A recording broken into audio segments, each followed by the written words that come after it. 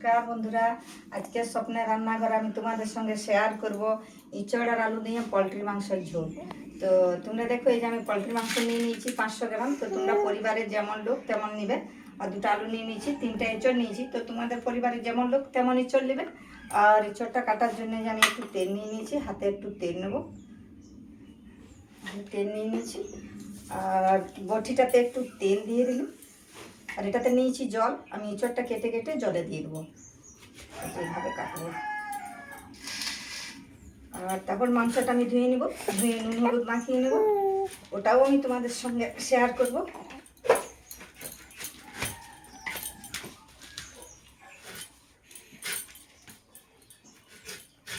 এইভাবে কেটে কেটে জলে দিয়ে দিতে হবে। এটা থেকে যে আঠাটা বেরোবে ওটাই জলেই চলে যাবে সব।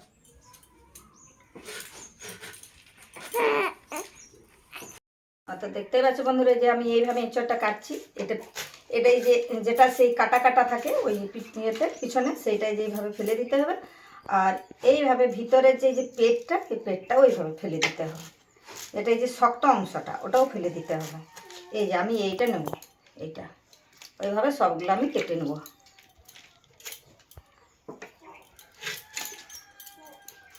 এইভাবে ফেলে দেবো আমি এটা। ভিতরের এই শক্ত যে অংশটা, ওটা না ফেলে দিলে ওটা সিদ্ধ হবে না। তো তাই আমি এটা ফেলে দিচ্ছি। এইভাবে আমি সব এঁচড়গুলো কেটে নেব। দেখতেই পাচ্ছ বন্ধুরা, এই যে আমি সব ছালগুলো চুলে নিয়েছি, ভিতরের শক্ত অংশটাও ফেলে দিয়েছি।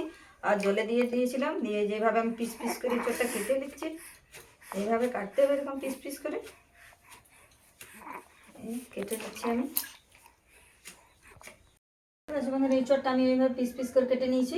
আর আলুটাও আমি এইভাবে ডুমো ডুমো করে কেটে নেব। আলুটা আমি একটু ছুলে নেব।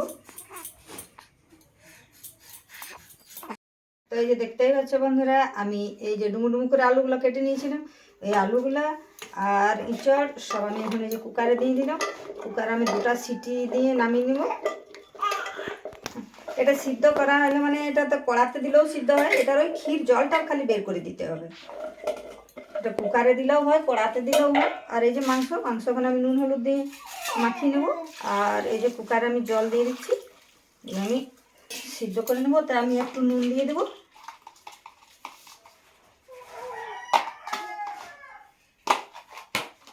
আর আমি দিয়ে দেবো একটু হলুদ।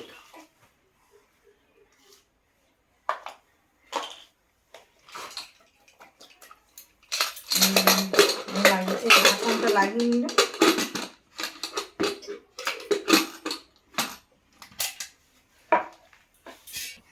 এই যে আমি এখন গ্যাসটা জ্বালিয়ে নেব। আমি এই যে বসিয়ে দিলাম।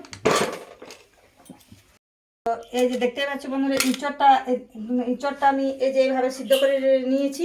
এই দেখছেন, ইঁচড় সিদ্ধ হয়ে গেছে আর আলুটাও সিদ্ধ হয়ে গেছে। এই যে মশলা নিয়ে নিয়েছি। এটা আমি পেঁয়াজ কুচানো, এটা আদা, এটা বেটে নেবো। এটা রসুন, এটাও বেটে নেবো।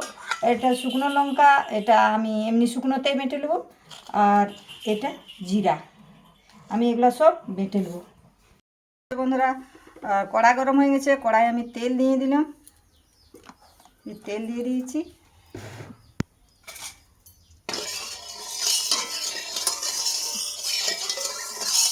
তো এই যে দেখতে পাচ্ছি বন্ধুরা, তেল গরম হয়ে গেছে। আমি তেলটাতে যে একটু চিনি দিয়ে দেবো। চিনি দিয়ে দিয়েছি। এটা চিনিটা ফুটে উঠছে।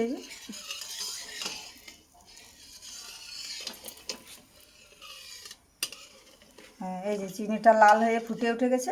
এখন আমি এই যে ফোড়নে দিয়ে দেবো একটা শুকনো লঙ্কা, 2টো কাঁচা লঙ্কা, একটা তেজপাতা, আর একটা গোটা গরম মশলা।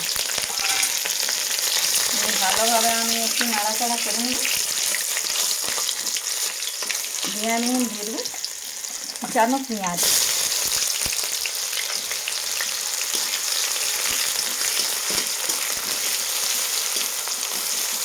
পেঁয়াজটা তাড়াতাড়ি ভাজা হয়ে যাবে, তার জন্য আমি দিয়ে দেবো একটু নুন।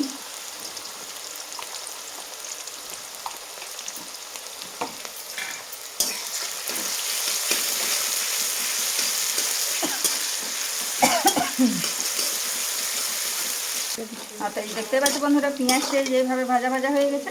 এখন আমি হাতে দিয়ে দেবো এই যে রসুন বাটা। এই দিয়ে দিলাম রসুন বাটা, রসুনটাও একটু ভেজে নেব।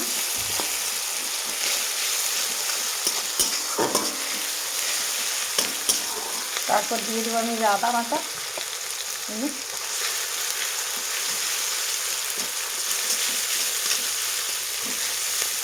ভালোভাবে একটু নাড়াচাড়া করে নেব। মশলার গন্ধ বেরোচ্ছে, মশলার গন্ধ যে বেরোচ্ছে গন্ধটা কেটে দিলে মশলা ভাজা হয়ে যাবে।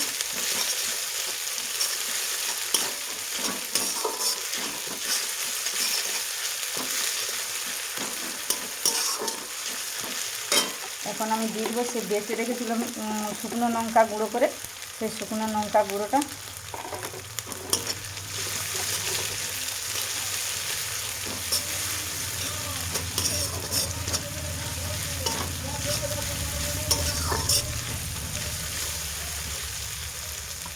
তারপর আমি দিয়ে দিচ্ছি এই যে জিরা বাটা,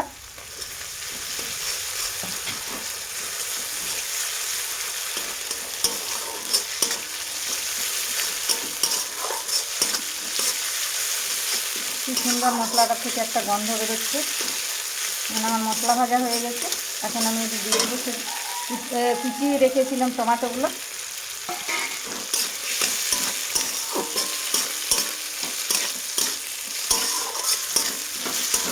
একটু নুন দিয়ে দেবো পরিমাণ মতো টমাটোগুলো।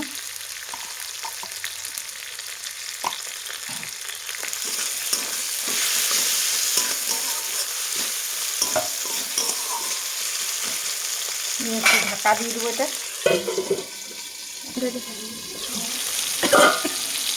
দেখতে পাচ্ছি বন্ধুরা টমাটোটা একটু নরম হয়ে এসছে। এখন আমি দিয়ে দেবো এটা নুন হলুদ মেখে রেখেছিলাম সেই মাংস, সেই মাংসটা দিয়ে দেবো।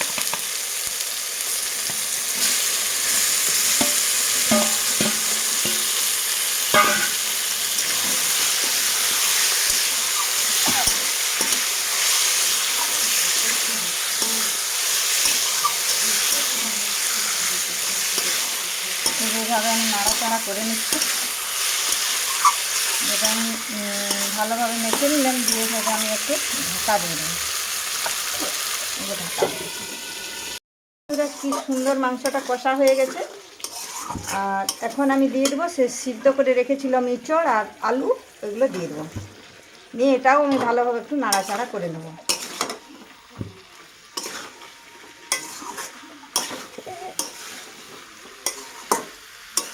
এই যে দেখতে পাচ্ছি বন্ধুরা মাংস আর ইঁচড় কি সুন্দর আমি মেখে নিয়েছি, কষা হয়ে গেছে। এখন আমি এটাতে জল দেবো,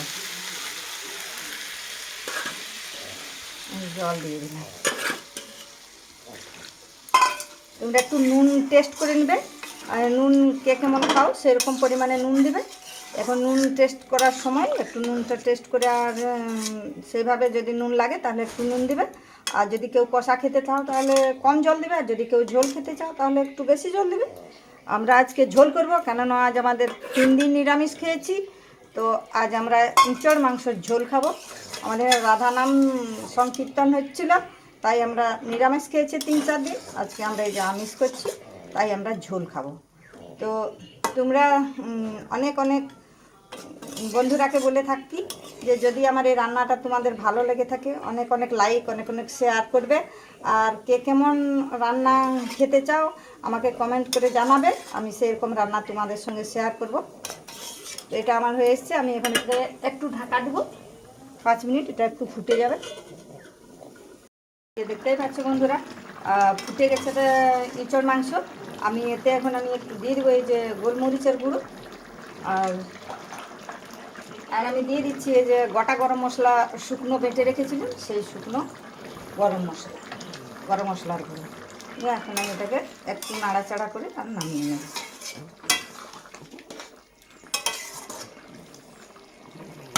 এই গ্যাসটা আমি অফ করে দিলাম, এখন আমি একটু নামিয়ে নেব। তো এই যে দেখতেই পাচ্ছ বন্ধুরা ইঁচড় মাংস কি সুন্দর রান্না হয়েছে। আমি তো সব পদ্ধতি তোমরাকে দেখালাম। তো যদি তোমাদের এই রান্নাটা ভালো লেগে থাকে একটা লাইক, একটা সাবস্ক্রাইব করবে।